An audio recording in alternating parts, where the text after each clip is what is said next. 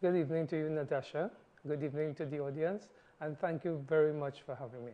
It's a pleasure to have you with us on this episode this evening because we are discussing something critical to Trinidad and Tobago, disaster preparedness.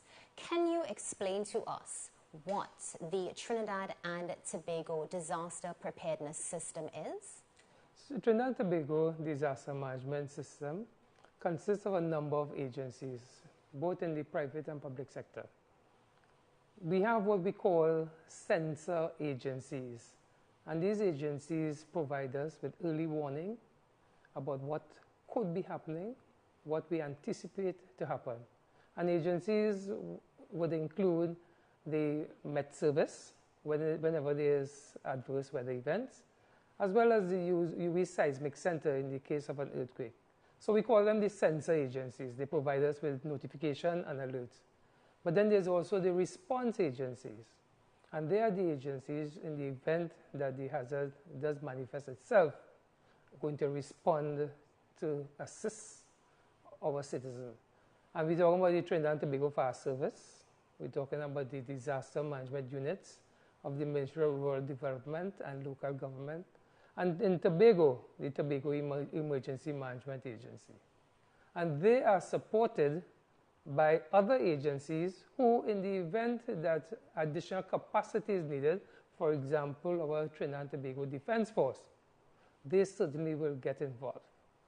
Then there is the coordinating agencies, for example, the ODPM, and the ODPM assists whenever there's a severe emergency or a complex disaster, the ODPM gets involved. So how does the ODPM fulfill this role in this vast organizational structure that you just shared with us? Yes, and it's vast because disaster management cuts across all sectors in a country. And in the case of Trinidad and Tobago, the ODPM plays this coordinating role. But many times people see disaster only from the perspective of response. But we use what we call the disaster management cycle. And disaster management cycle speaks to prevention issues. So even before we reach response, there's prevention, there's mitigation, there's preparedness, then response. And after we respond, we have to recover because the situation may be such that there needs to be support in recovering from whatever a citizen may encounter. And after response, if it is a major catastrophe, you have things like reconstruction and rehabilitation. So understand how broad disaster management is. And the ODPM role is to focus on all those various areas. We break it down simply by saying disaster risk reduction, looking at the things that we need to do to reduce disasters, and we say disaster risk management, the things we need to do to respond to the disaster as well as to recover from the disaster. So the ODPM has an extremely broad role, even though people will always think about the ODPM from a response perspective alone. Completely, because many times we look to the ODPM and we assume that the ODPM is a first responder. Yes. And from what you've just said there is so much more that goes into it. Certainly. Right. And it's all about building national resilience at the end of the day. Yes, of course. And is that one of the missions of the ODPM? Oh, yeah, certainly. And given what we see happening worldwide, it's important to underscore the need for an agency that is helping the country build its resilience against disasters. And not just responding, but what are the things we need to do before to prevent, and in the event that the hazard event is so disastrous, we must be able to respond to it and recover from it. And just now I spoke about recovering from an individual perspective, but then there's also recovery from a societal perspective. And I'm sure you will have seen images of societies recently. Pakistan had extensive flooding. Yeah. And how do you bring that society back to normalcy is one of the roles that the ODPM will perform. You know, as you mentioned Pakistan, we've looked across the world recently and there has been some incredible flooding also in Nigeria as well. Yes. And you are so right in mentioning how do we recover from something like that? And this is why it's so integral, the ODPM, to our nation and also, of course, to our survival. Now, right in Trinidad and Tobago, we've seen a lot of flooding over the past few, let's say, maybe a month or so now. That's right. We've had flooding on and off with these adverse weather systems. What role does the ODPM play when it comes to dealing with the after effects and even the ongoing events of flooding, landslides, and so forth? One of the things that the ODPM does very well is that before this even happens, before we get to the point of the hurricane season, which is what we are in, the rainy season, before we even get to this point, what the ODPM does is bring agencies together. Okay. And these are the national agencies as well as private sector agencies with the aim of preparing our society before the onset of the rainy and hurricane season. And we're speaking about in the month of May. Government has declared May as the month for disaster prevention and preparedness. And we bring all these agencies together and we begin to prepare our society. And when we look at societal preparation, we're speaking about from the individual, from the family unit, moving to the community, moving to the corporations, moving to the Tobago. So it's a whole of society approach. And as we get into the season, is making sure that the exercises and the practices that we would have done, making sure that agencies' readiness, because part of the practice is making sure that agencies are ready, that they are able, through a coordinated approach, to be able to respond. So, for example, in the recent weather event that we had, the ODPM, once it recognized that this is a hazard that could challenge our society or even the corporations, the ODPM becomes involved. And I make that distinction because at the national level, the ODPM operates. The ODPM is the National Strategic Disaster Office. But at the local level as well, we have the disaster management units of the Ministry of Rural Development and Local Government, as well as Timor and Tobago. So if it is a situation where, and usually in this case, you have a yellow level alert being issued by the Met Office.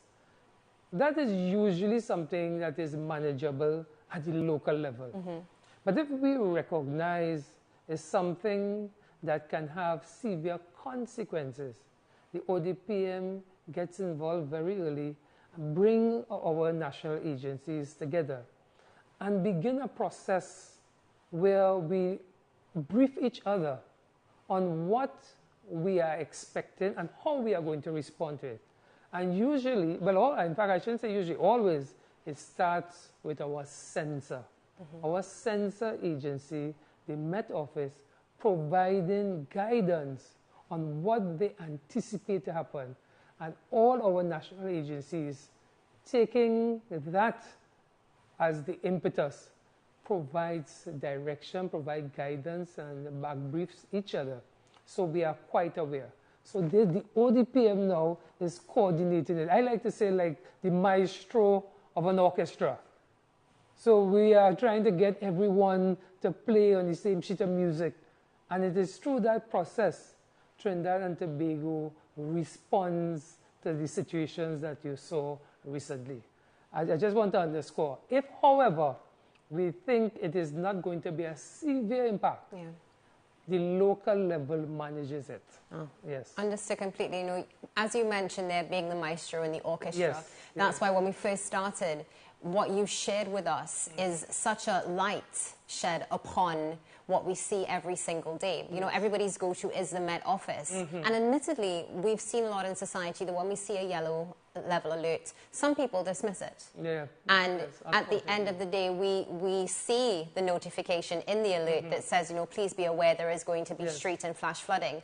And when something like this happens, everybody goes, okay, well, what's going on with the ODPM? So now we understand that everybody is working in tandem to ensure that you're prepared. Yes. You know what's going on, but also that things are put in place. Now, you mentioned it being managed at a local level. So we see the structure has been fully displayed to us now, where you ensure people are prepared, everybody works together, and if anything comes out severe, which I would assume would be a red alert, if that's correct? Or an orange first, and then a red alert, yes. So over the last few days, we actually had 2 orange alerts. Yes. And that was for the adverse weather as well as riverine. It could have gotten worse. Thank God it didn't. Yeah, thank God it didn't. I think many were not as prepared as they should have been. That's true. You know, as we go back to what happened last week with the orange level alert for weather and for riverine, what other hazards should Trinidad and Tobago essentially be prepared for when it comes to weather? Yes. Well, and if I can broaden it out beyond weather, because tropical cyclones, remains the most persistent hazard that we face annually. And I say annually because this year, you would recall, in March, we had heavy rains during the dry season. During the dry season. What dry season? so we are unsure right now whether or not we have a rainy and a dry season. So there's the tropical cyclones. And in addition to the tropical cyclones, and probably accompanying it sometimes, is heavy winds. Yes. And we have situations where we've had homes that have lost their roofs. That is another hazard. But the one that we are always very mindful of, because of its suddenness, is the earthquake. The earthquake, and probably even worse, an accompanying tsunami. And that hazard is the one that really keeps us up at night, because of the extensive damage that earthquakes cause. We also have, I just mentioned the tropical cyclone, but my mind just ran on the opposite, because there are years when we don't have much rain. Yes. So there are drought conditions. So our society also faces that. There is a few mud volcanoes as well. Trinidad and Tobago is one of the few countries that have mud volcanoes in this region. And in Piparo, there's this mud volcano we are always ever mindful of. In 2020, it would have started, in fact, 2019, it would have started erupting. And we never know when something like that could reoccur. So our country, because of its nature, there are so many hazards. Being a oil and gas producing country, there's the oil spills that we also have to worry about. So we say that Trinidad and Tobago is a country that has to become hazard resilient because of the variety of hazards that we face on a daily basis. My goodness, there are so many things to take into consideration. I think many things that we take for granted as well. We always look at the mud volcano as a tourist attraction. You know, that's something to do perhaps with your family, and you don't think about whether or not it may adversely affect our livelihoods as well. Very true. And as you mentioned, the earthquakes, you know, that's something I think we've all known since we were small growing up. We hear that the big one is coming one day. Oh yes, and we've been warned all the time by the UV Seismic Center about this earthquake. And you know, one of the things about the earthquake is, in some people's mind, when the rainy season is over, we start thinking about the earthquake. But the earthquake can happen anytime, you know. And you know, as we move from and this is what's so dynamic about the situation. As we move from the rainy season, we're into the dry season and the bushfires and the heavy winds. So it is a continuous process of managing the sorts of hazards that could impact our society. And that is the critical role that the ODPM plays, watching from in a panoramic way, all these various dynamics that could impact and are impacting our society. Now, the one thing I will ask is, when does the ODPM get time to rest? It doesn't. I feel sorry for my staff. Yeah. Because, you know, you have to manage when they can go on vacation. And can they go on vacation in the rainy season when all is happening? And if they don't go in the rainy season and the dry season, there's the bushfires and the earthquake possibility and the oil spill possibility and the high wind possibility. So it's a lot of management that takes place. Yeah. But I have a good staff, I must admit. And they are really passionate about making our country resilient.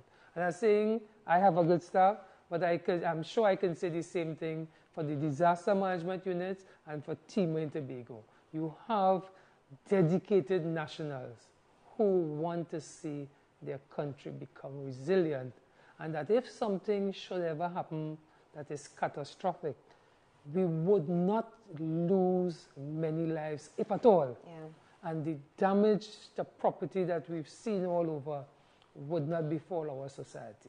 Yeah, definitely. Yes. Now, you know, as you mentioned that in particular, again, that's something that many people don't think about, livelihood being affected as well. Now, with all these factors that you've just mentioned, I know there is also one other factor that you will have been paying keen attention to, which is climate change. Oh, yes. How has climate change been affecting us here in Trinidad and Tobago? And climate change is, we can call it the new hazard on the block.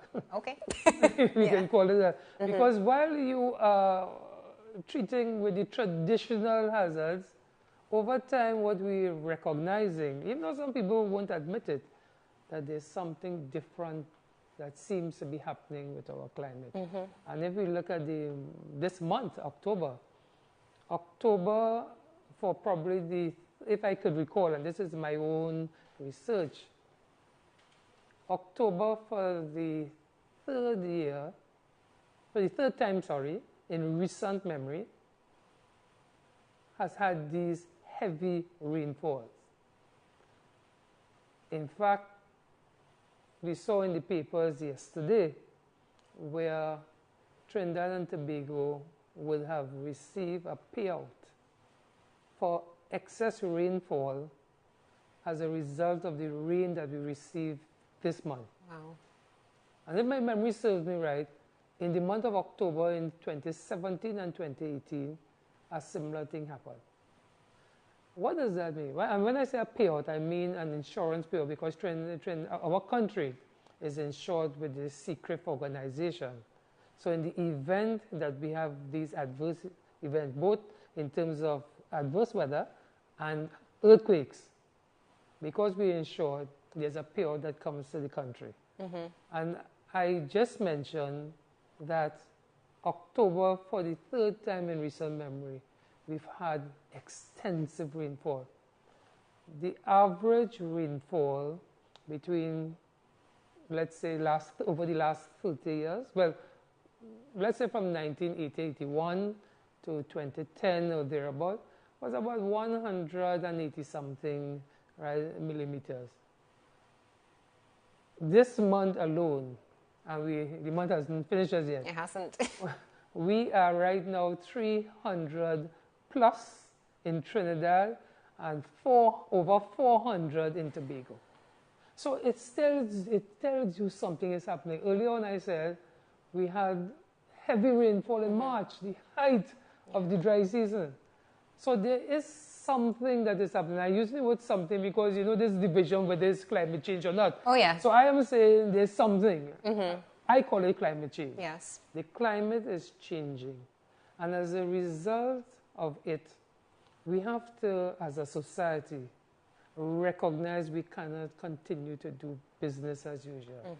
We have to be more receptive to protecting our environment, our ecosystems, because these are the things that are going to protect us in the event of the harshness that we've seen in some places. And I say harshness, I'm stressing on it, because we're hearing of what is happening on the poles. Yeah.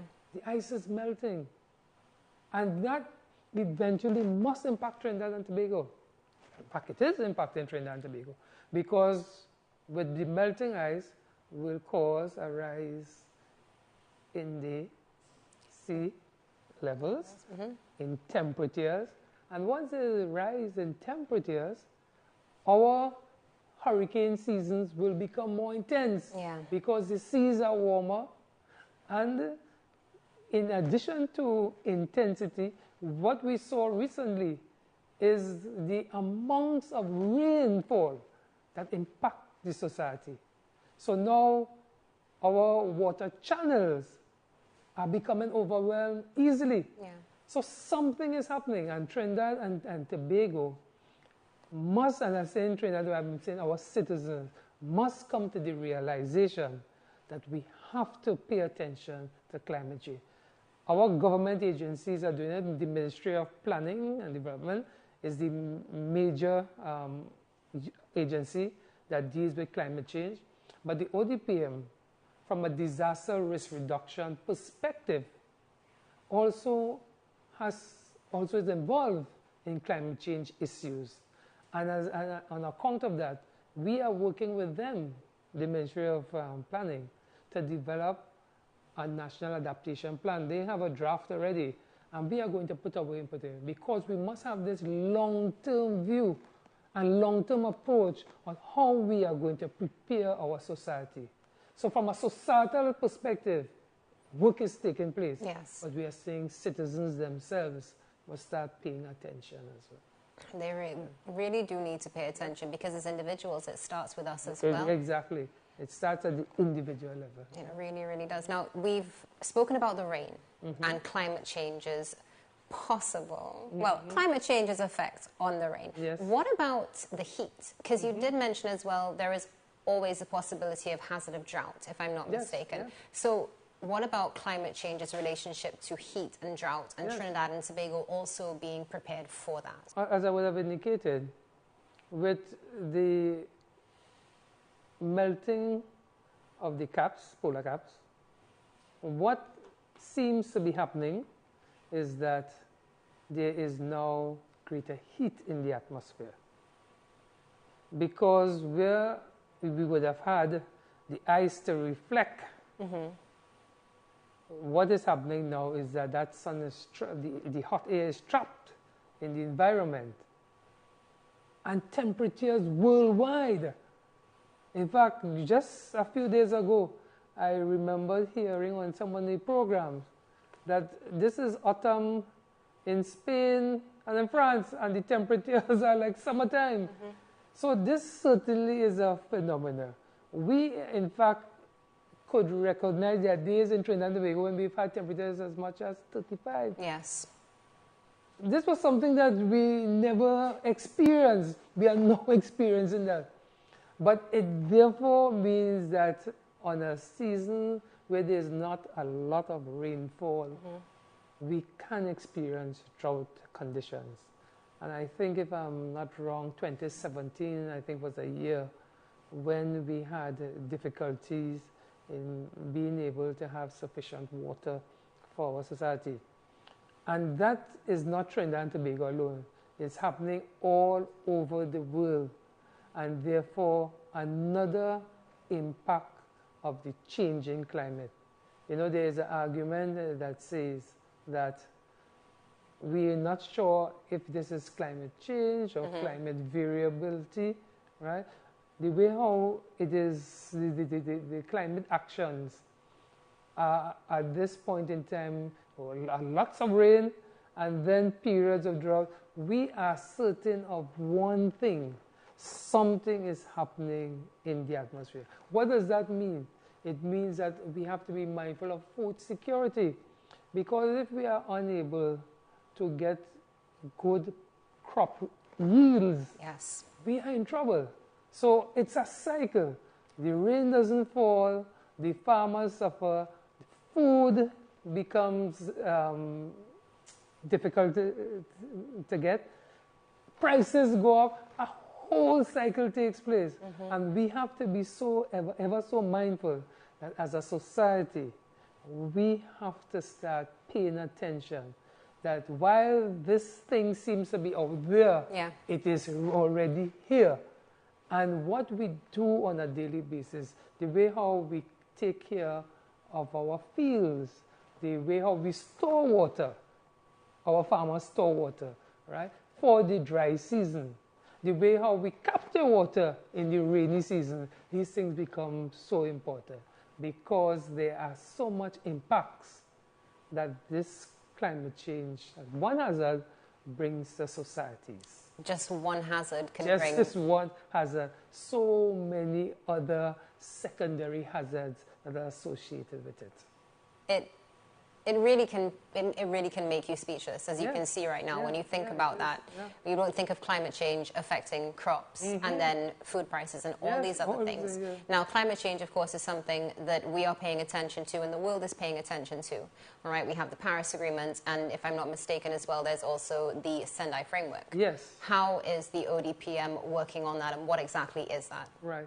So I would have said previously that the Ministry of Planning leads with regard to climate change, the ODPM support, and all other agencies support. And the Paris Agreement is the agreement that brings that into focus. On the disaster risk reduction and management side, there's the Sendai framework for disaster risk reduction. In fact, the Sendai framework came into being in 2015, just before the Paris Agreement. And the Sendai, the Paris, as well as the Samoa Agreement, all of them contribute towards sustainable development.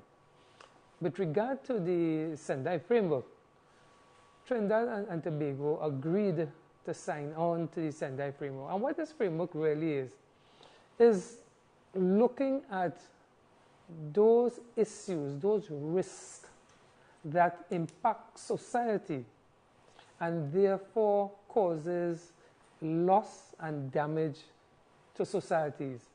And over a 15-year period, how can we reduce risk in our country as well? The ODPM is the focal point.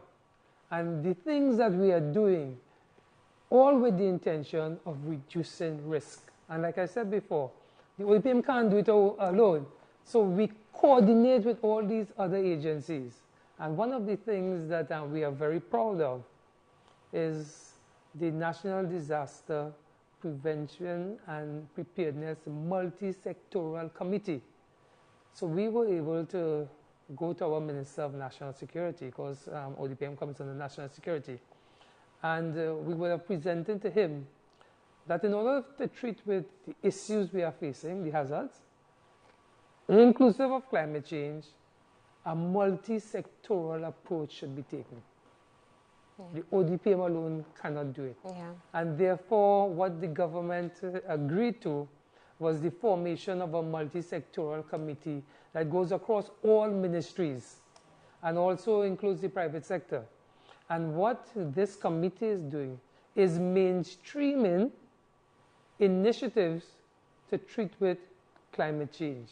So while the Sendai framework is focused on disaster risk reduction, you cannot do disaster risk reduction in the absence of understanding one of the biggest drivers, and I want to emphasize that word, one of the biggest drivers of disasters is climate change.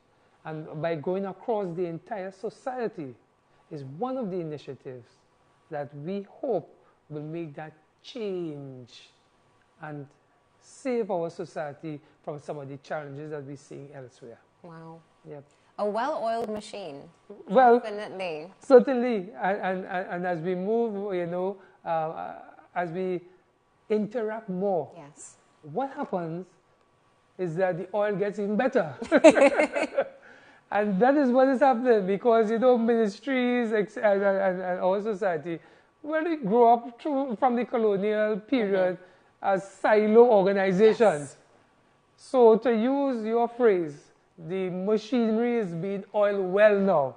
And organizations, agencies, private sector, everyone is realizing that really it takes the whole of society to bring about the changes that are necessary and reduce some of the suffering that we are experiencing. It really does. You know, there is something beautiful that comes from unity. Definitely. And just listening to you this evening shows that this is something that we are going to see moving forward. Now, talking about everybody working together, your multi-sectoral approach, are there any further initiatives that are coming up, whether it be from the entire machine or just from the ODPM, that we can look out for, that are working towards making Trinidad and Tobago far more resilient when it comes to disaster? I would have mentioned just now the National Adaptation Plan that the Ministry of Planning is driving. And it is a plan that the ODPM is going to be influencing, because we feel that we can't forget, while we deal with the disaster events, we can't forget the disaster risk reduction initiatives, because they go hand in hand. Yeah. So that is something that is going to really inform our society and make it more resilient. But I would also want to share with you one of the things that we've gotten the cabinet to agree to is for the ODPM to become the agency that is going to integrate multi-hazard early warning systems. Because it's good to have all these things and doing all, but unless you are able to get warning early to the citizenry, then it's to no avail. So the ODPM has been appointed as the agency that's going to integrate the various multi-hazard early warning system and to help us get the information to the citizenry. Soon we're going to be relaunching the National Alert State.